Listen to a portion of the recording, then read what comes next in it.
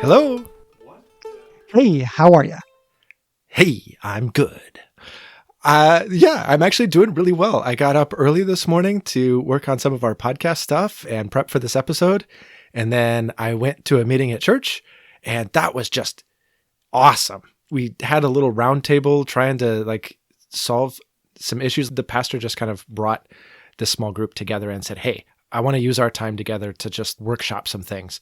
And it was super cool. Lots of synergy in the room, lots of excitement, building off of each other's ideas. And it was just super invigorating. So now I'm coming back and I get to talk to you, and hopefully we have some synergy and we get to talk about some things. And so it's cool.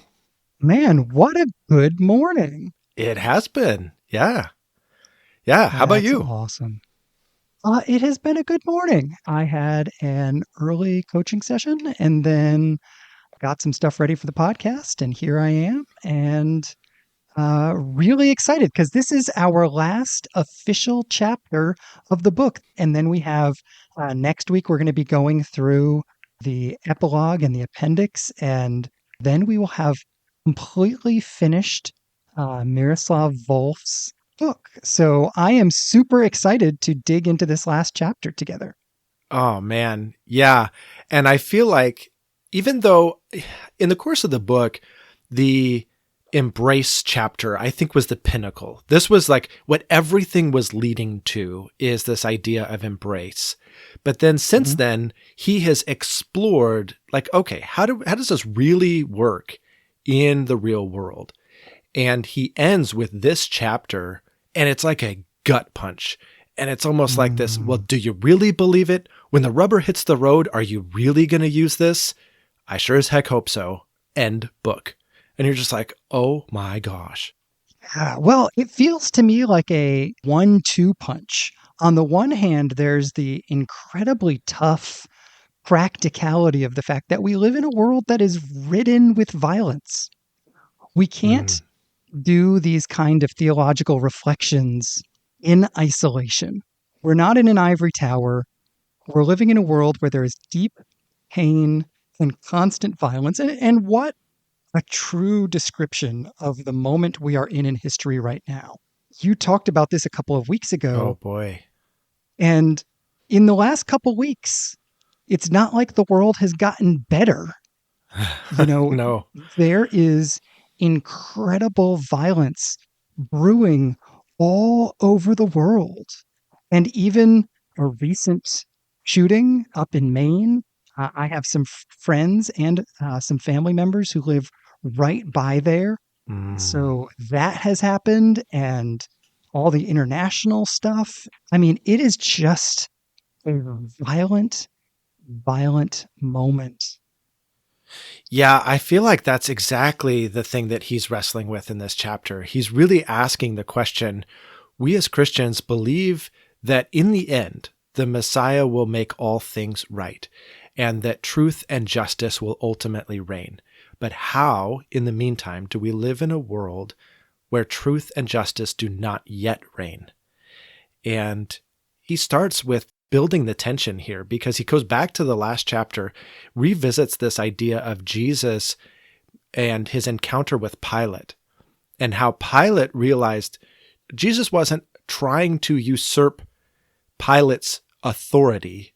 Jesus was undermining the whole basis of his authority and undermining the whole basis of Roman authority and all of the political powers. In a sense, and I really love the way that Wolf puts this, Jesus was the ultimate criminal because he didn't buy into the system and he undermined it from the inside out. And Wolf is wrestling with this and saying, okay, can we do the same? In this real world of injustice, do we really believe it? And he asks this really piercing question. He says, we believe in Jesus, but do we really believe in his ideas? Yeah. And then he launches the chapter from there. Yeah, it's so heavy. And so he jumps into 3 different secular proposals, or proposals that he's going to take issue with, potential solutions to this problem. And at least the first two, I would say we've talked a lot about, and he's hit on earlier in the book. And so I would say we can kind of talk briefly about those and maybe just jump into the third one, because that's where I feel like he got some new information and was really thinking some new thoughts. Does that make sense to you? Yeah, I completely agree because I want to save a lot of time for his thoughts at the end. And so yeah, he does. He kind of talks about two of these solutions that he's already kind of hit on elsewhere in the book. This idea of universal reason, and we've already seen how universal reason doesn't work out because what is reasonable and by whose standard are we talking about reason? And reason ultimately devolves into argumentation about what should be and what shouldn't be. And then that just evolves into a war of words, which also involves a war of guns and violence in the end.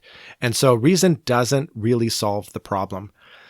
Yeah, I love how the particular thinker he's wrestling with on this, writes his book in 1939. And so Wolf's kind of final word on this is that sounded great. And then the Holocaust happened. Mm, yeah. And that's sort of his QED for that argument. And he goes on to analyze it a little bit more, but then he jumps into the second argument. The idea of a dialogue between religions as a way of overcoming violence. And this is where he has this great observation that I think has become more and more true, that religion is reasserting itself in public life, but that society has undermined the traditional bases of religion, things like community and family and organization that religion was previously tethered to.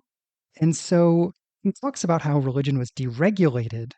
And in short, what he means by that is that religion, untethered from these various things, essentially our privatized view of religion, means that religion is really easily manipulated and mobilized by forces as a means to their own ends. And this is where he has this brilliant, brilliant quote. Yes, I love this quote. And if you don't mind, I'd love to just read it. It's on page 278. And I just thought this was one of the shining moments in this chapter. He asks, are the peoples fighting the battles of their power-hungry gods? Or are the gods fighting the battles of their bellicose peoples? The two are not mutually exclusive, of course. My suspicion is, however, that the gods mostly get the short end of it. They end up doing more of the dirty work for the presumed earthly servants rather than the servants doing for them. And that was so profound. I mean, if we want to say we're going to fight in the name of our gods, really, most of the time what we're doing is we're using our gods as a cover for the battles we want to fight. Yes, I think that's exactly right. And he goes on to sort of throw that idea down to say, even if religions could talk to one another, that really wouldn't solve the problem because of this idea. Fact of the matter is, the religion really isn't the problem. The people are the problem. Yeah, he basically says, look, all that would solve, if we could get all the religions of the world to mutually understand one another, all that would do is eliminate purely religious wars. And I don't think we actually have any of those. Yeah. So it really doesn't work. And I thought this was really fascinating. He says, look, all religious groups in some way or another advocate nonviolence already until they feel like they have no other option. And then they justify it in some way. And so we're already there. We're already talking about nonviolence and then not doing it. So this is a failed solution. Yeah, no, this is exactly it. And then he comes to this major thinker that he's going to really use as his conversation partner for the duration of the chapter, I feel like. This thinker, Deleuze. Is that how you pronounce that? Yeah, I think the audiobook narrator said Gilles Deleuze, but I'm not French enough to do it that way. So we'll just call him Deluge. With a Z. No, yes, Deleuze. And I don't know about you, but I found Deleuze's critique of Christianity to be disturbingly reasonable. Mm.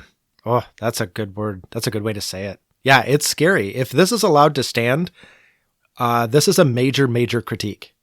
Yeah. So what I got out of it is that, generally speaking, Deleuze is putting against one another these two images of Jesus: Jesus, the crucified Messiah, and Jesus, the rider on the white horse in Revelation.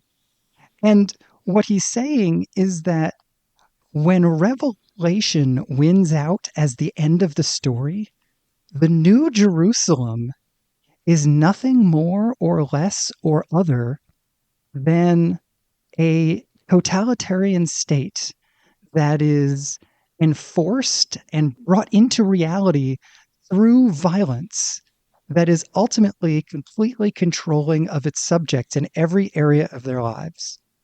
Right. I mean, and I get it.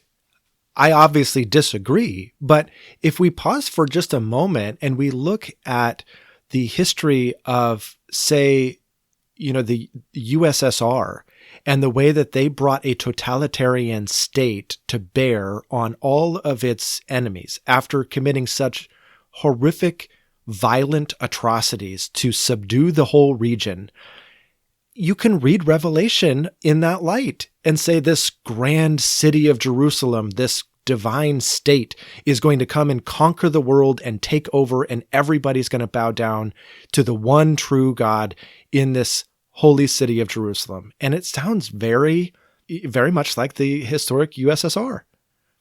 Absolutely. Well, and it doesn't just sound like it, right? I mean, Orthodox Christianity claims that all opponents of this new regime will be imprisoned permanently in a lake of fire, and all residents of this new regime will submit to the leadership of the king, heart, will, mind, and soul, public life and private life, everything. Yeah. When you think about that as an actual political reality, it does start to sound the same, doesn't it? Yes. And Deleuze argues that in order to get there, the crucified Messiah was nothing but a ruse or a mask. Mm-hmm. And that I thought was just such a awful critique. But I mean, it makes sense. I'm going to read this real quick. He says, never mind that it looks, quote, slain. It only wears the mask of a victim to hide the hangman's face so as to free his death-dealing hand. And so he goes on to say in the final chapters of Revelation, he takes off the mask and exposes who he really is, which is this terrible warlord riding on a white horse that comes and slaughters all of his enemies. And that's all he was ever after in the first place. Yeah. I appreciate the fact that this critique is offered. I've never heard it before. Nor had I. And I love when a critique of the faith is brought into the open that actually has some teeth to it, because it means I'm either going to sharpen my understanding of God or sharpen my understanding of the word, or I'm going to understand somehow the truth is going to be brought to light. And that is always an exciting process for me. Yes. And I think the place to start is by looking at what is Deleuze's solution to all of this? Because if he says this isn't the way it should be, like how should this story end instead? And he proposes kind of 3 steps. And some of these have been highlighted in other chapters. So I think we're going to be able to cover some ground here. But he basically says there's 3 things that are needed. 1, no subject. In other words, if there's going to be this big cosmic unifying reality, and we don't want that, what we want is an undifferentiated whole. We have no subject, no I.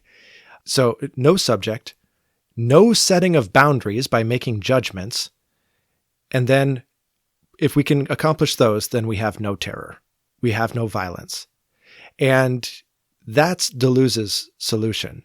And Wolff goes on to argue, well, that doesn't make any sense. 1, you are always your own subject. You can't deny yourself. You can't, like we said before, wherever you go, there you are. And then you have to set boundaries. Otherwise, I love this argument, you wouldn't be able to tell the difference between the Butcher of Lyon and Mother Teresa. If there's no judgments, Exactly. if there's no standard, right? So that doesn't add up. And does it even follow that there would be no terror under those conditions?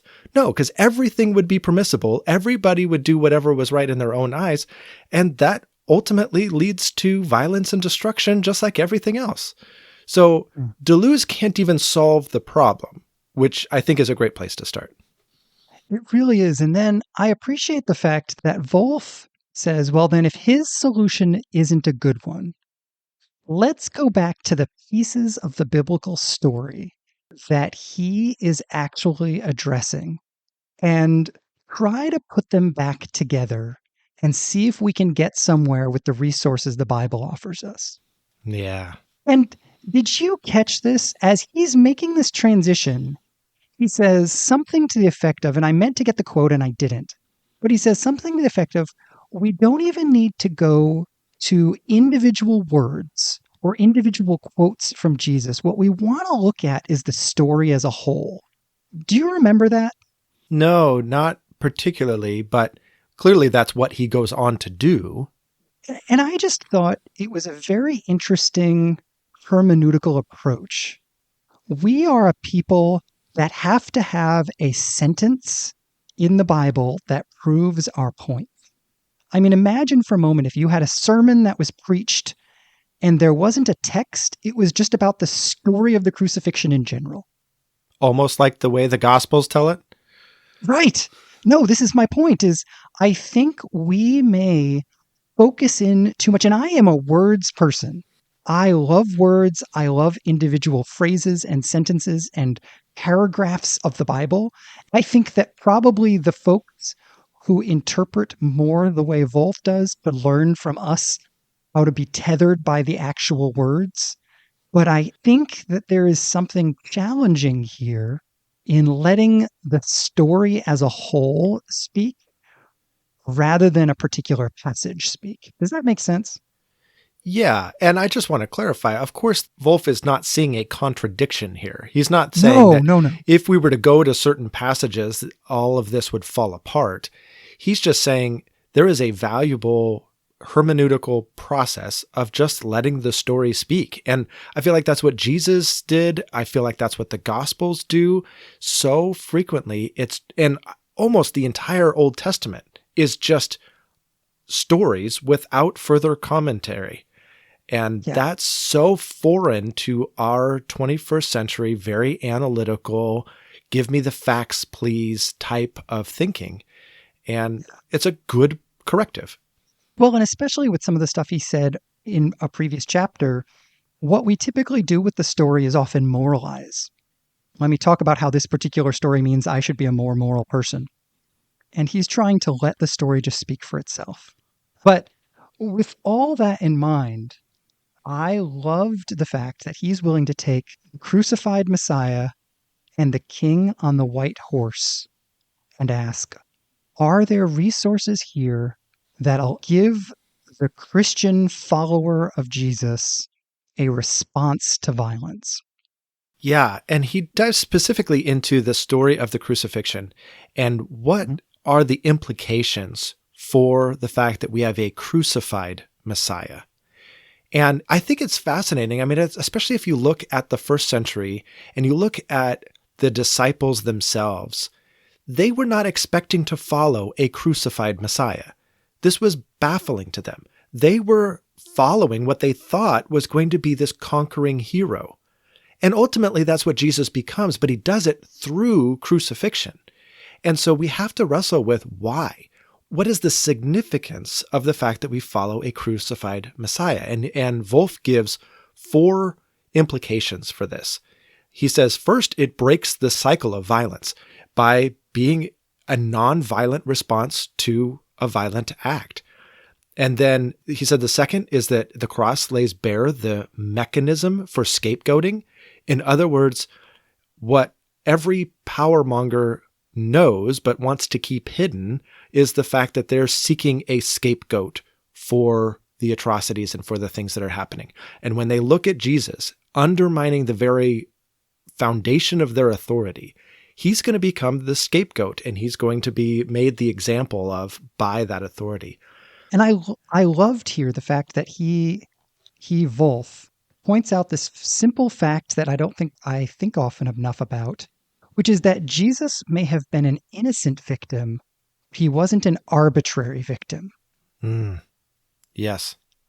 Right? The idea that while Jesus didn't deserve to be crucified, of the thousands and thousands of people in the area, the fact of the matter was Jesus needed to be crucified because he represented a very real threat. Like you said earlier on in our conversation, not just to Pilate, but to the very structures of power as they were established. And Jesus, in being that sort of lightning rod for all of this, makes it very apparent you can't just blame. You can't just blame Jesus. It's not just Jesus's fault. He isn't just a scapegoat. There's more going on here. There is more going on, and that's Wolf's third point. He says, this is part of Jesus's struggle for God's truth and justice. This isn't just Jesus being a sacrifice and therefore identifying with the victims, though he is doing all of that. But it is more than that. This is not just being a victim or participating in nonviolence for nonviolence sake. This is Jesus's act of defiance against those power struggles. It is part of his struggle for God's truth and justice. Yeah, exactly. There are real sides and a real battle happening. And nonviolence is a way of fighting for one side and standing up against the other side. Right. Otherwise, it's not nonviolence. It's just victimization. Yes. Which I think is key, especially as we get into like wrestling with this in real life. Are we prepared to actually do this? And I think the first place our mind goes is, well, I don't want to just be a victim. That sounds awful. Can't I do something? And this isn't just victimhood. This is an act of defiance. And that's a very different thing. Yeah. And then his final of the four sort of captures a lot of what he has said, I feel like, to date, which is that the cross is the divine embrace of the deceitful and the unjust. It is welcoming them in rather than excluding them. Right. But boy, when this gets practical in this moment, it gets hard. Oh, yeah. Absolutely. I mean, going back to his original arguments about the inadequacy of reason and discourse, because there's no constraints around it that would keep it from devolving into violence, he brings it back to the cross, and he says this, which I thought was a great quote: "Only those who are willing to embrace the deceitful and unjust, as Christ has done on the cross, will be able to employ reason and discourse as instruments of peace rather than violence." He says the cross is the linchpin to all of this, and we have to join him in this self-giving act of embrace. Yeah, if we want in any way, shape, or form to end this cycle of violence. Yeah. But then he turns to this image of the rider on the white horse in the book of Revelation. And he asks, so is there a contradiction here? What'd you think of all of that? This was so good. I think you said in a prior episode that at that time, this was the best example of applied eschatology you had ever seen. And I think he magnifies that even more in this chapter, because he makes the argument, look, God is being patient. God is trying to woo the people to come and join him. But if we're being honest, and if we live in the real world, there are people that have so hardened their hearts against God and so devoted themselves to a life of violence and power that they will never repent.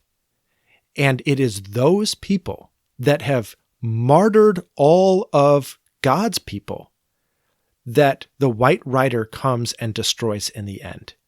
And this is the only way to truly bring peace and restoration. We have to end the violence by converting those who want to be changed and by ridding the world of all those who are mired in the choice that they have made. Yeah, he has this, again, deeply disturbing quote about this, where he says that there is the tragic possibility that there might be human beings created in the image of God who, through the practice of evil, have immunized themselves from all attempts at redemption. The very thought that one of the freedoms God has given every human being is the freedom to immunize ourselves against the possibility of redemption. A look at the real world tells us that it is so. Yes. I am reminded of what the fear of the Lord is by reading that thought. Yeah. And it's funny because, so much of this book, I think he's really been emphasizing nonviolence, so self-donating love and all of this. And now all of a sudden he's finding himself having to make a case for violence in the right order of events, right? This is God's violence. And he says, look, those who advocate a purely nonviolent way of living, that smells, I love this. He just says, that smells a little bit too much like suburbia. Yes. And yes. A suburbia that was honestly protected by violence, right? The police and the military make the peace of suburbia possible. And so we live in our protected little enclaves and we say, oh, we should just be nonviolent. And it's disgraceful to even conceive of a loving God being violent. Well, that just doesn't match up when you meet the real world. Yeah, I actually thought of your job when he was talking about this. All the people who are writing about how no violence is ever necessary would feel a whole lot different if 911 couldn't answer.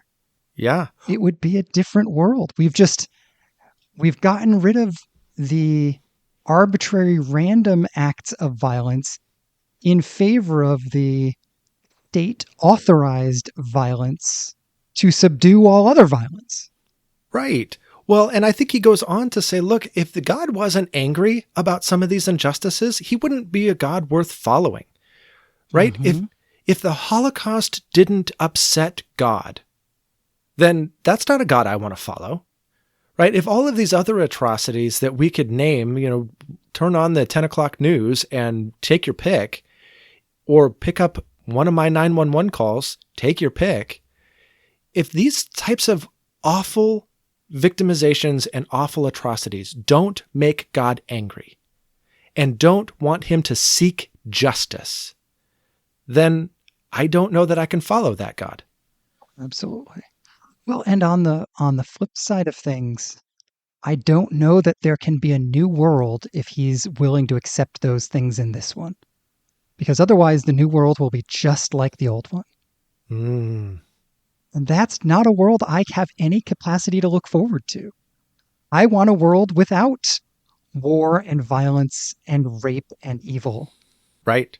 100%. And if God is willing to be infinitely patient with those things, and this is the other thing he says, is that is deeply insulting to the victims to say that God should be infinitely patient about those things. Deeply insulting to victims. Yeah. Pastorally, I've had to sit so many times with people who have been deeply wounded. And the only hope I can give them is that God is passionate about justice. And if that were not a real thing, for them, the gospel would have ceased to be good news. Yeah. And so I think it's at this point that we start to undermine all of what Wolf has said to this point. And we go, you're right. There has to be an act of justice. Let me grab my sword. Let me grab my shield, and I will follow the White Rider into battle, and we will slay all the wicked because this needs justice.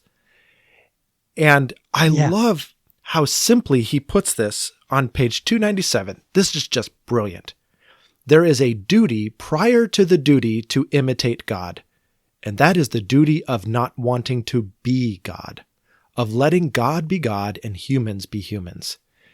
This is God's battle to fight. And a close reading of Revelation will indicate the white rider does this on his own. He does not lead an army into battle. This is God's act of justice, not something he's calling our humanity to do. Humanity is being called to follow the crucified Jesus. Yes, exactly. A good friend of mine loves to point out the fact that God does, in fact, gather an army in the book of Revelation, and then they watch while he fights. Yeah. He's actually gathering an audience, not an army. Yes. And I actually had the exact same quote highlighted and was like poised to read it if you didn't actually read it, because the profound humility here that comes back to, the psalm that says, "Let me not think of things that are too great and mighty for me. I have calmed and quieted my soul." We as a culture are so constantly straining to be great, constantly straining to be unique, constantly straining to be the influential person. There is a huge strand of our faith that invites us to surrender all of that in an honest willingness to let God do his part and to recognize that I can't do his part because I'm not him. Yeah, 100%. I also loved this other piece of what he says, where he says, there's this modern sensibility that God shouldn't be violent. Yes. And he, again, great quote. Is it not a bit too arrogant to presume that our contemporary sensibilities about what is compatible with God's love are so much healthier than those of the people of God throughout the whole history of Judaism and Christianity? Yes, exactly.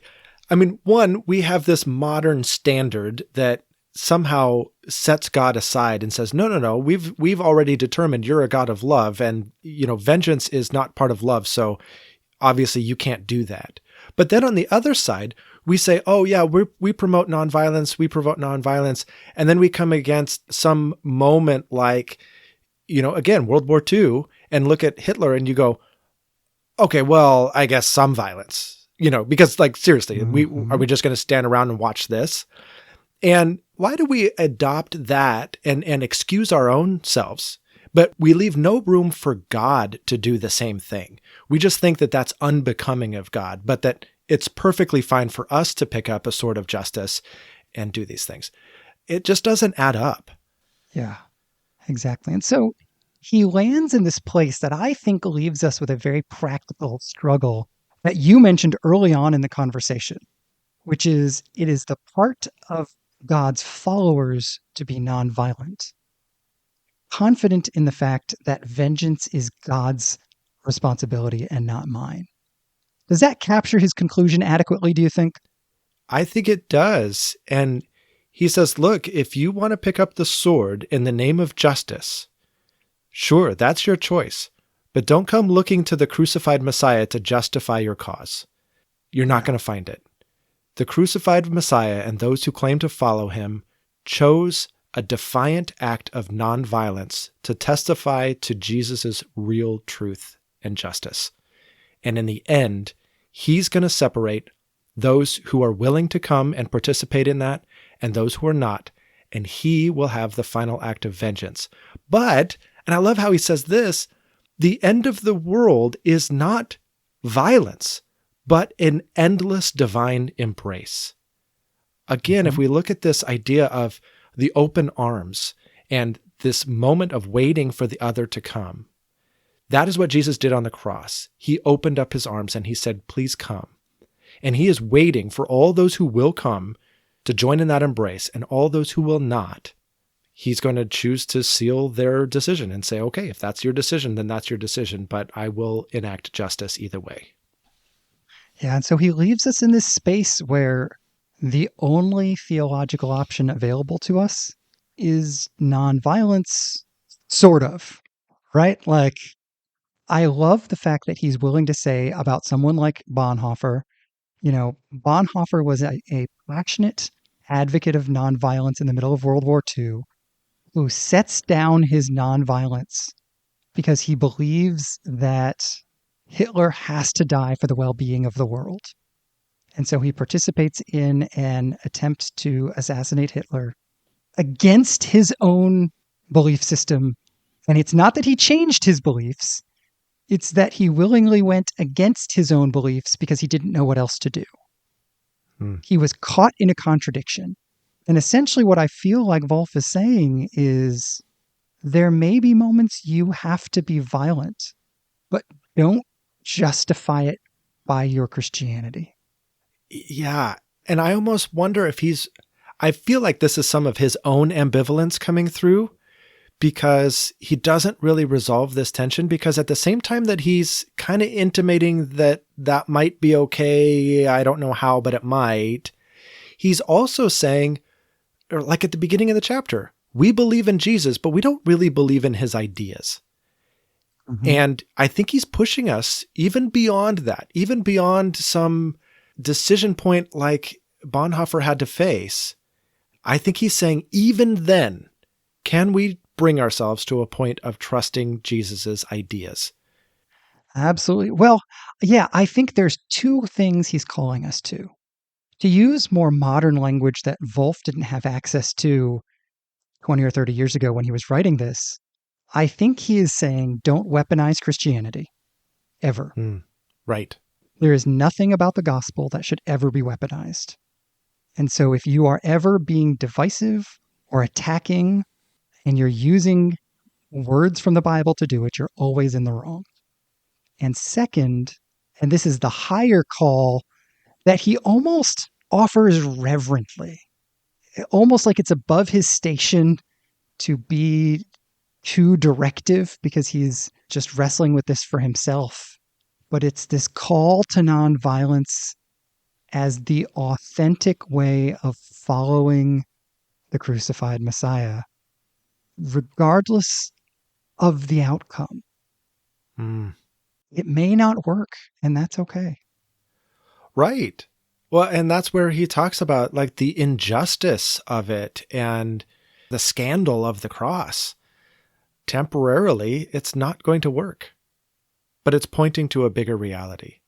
That's a hard thing. And look, I also want to recognize the fact that we are wrestling with this from our suburban strongholds that are relatively safe and secure. Like, I can't imagine Christians in conflict zones where the threat of violence is not a threat anymore. They've had family members attacked, brutally murdered, violated. They've had their homes destroyed. They've had atrocity upon atrocity, and now they are running for their lives, living in shanty towns. And now they're being asked to wrestle with this idea of nonviolence. I can't bring myself to even comprehend that. And I don't want to take this conversation lightly. And like I sit in an ivory tower and can dictate this. This is really hard. Well, and again, coming back to some of the resources that Wolf has offered us, he has been very intentional to distinguish between the truth that God knows, that is perfect, and the truth that I understand, that is flawed. And so I think he holds this out loosely, knowing that it is his truth. And I also want to hold this loosely, knowing that it is my truth. I recognize there's a right answer here, but it doesn't mean that I think my answer is the right answer. And I respect, and I think we want to be respectful of the fact that there may be another way people put these pieces together based on their circumstances, because we recognize that our circumstances certainly influence what we say and do and think. Yeah. But at the same time that is true, and it absolutely is, I think at a question you introduced in a previous episode that I think is very, very valuable, I think we always should be asking of the text or of the stories of the Bible, does this mean what I don't want it to mean? I don't think we get to just let ourselves off the hook and say, whoa, that's really hard. But, somebody else might have a different opinion. And so, who knows? No, I actually think we have to wrestle with this. And I think we really have to ask ourselves, is Wolf right? Does the text mean, does the story of the crucified Messiah mean what I don't want it to mean? Yeah. Do I want to believe that the way of Jesus that results in crucifixion is the pathway of the followers of Jesus? Yeah, That's a hard question. it is. So I would love to open this up to the audience and say, how are you wrestling with this? How has this book struck you? And does it match your experience, or is it dissonant with your experience? And do you think this means what we don't want it to mean? I would love to just hear how people are responding to this, wrestling with this, trying to apply this. I need some help in doing that. Yeah, me too. I really look forward to hearing people's thoughts. And on the flip side, if you're wrestling with this, share this episode with somebody. Ask them what they think the best possible use of one of the episodes of our podcast could be. That you deeply disagree with us, share it with a friend, they disagree with us, and then you guys have a great conversation. That would be awesome. Yes, it would. It's funny because my son did that when he was in Montana.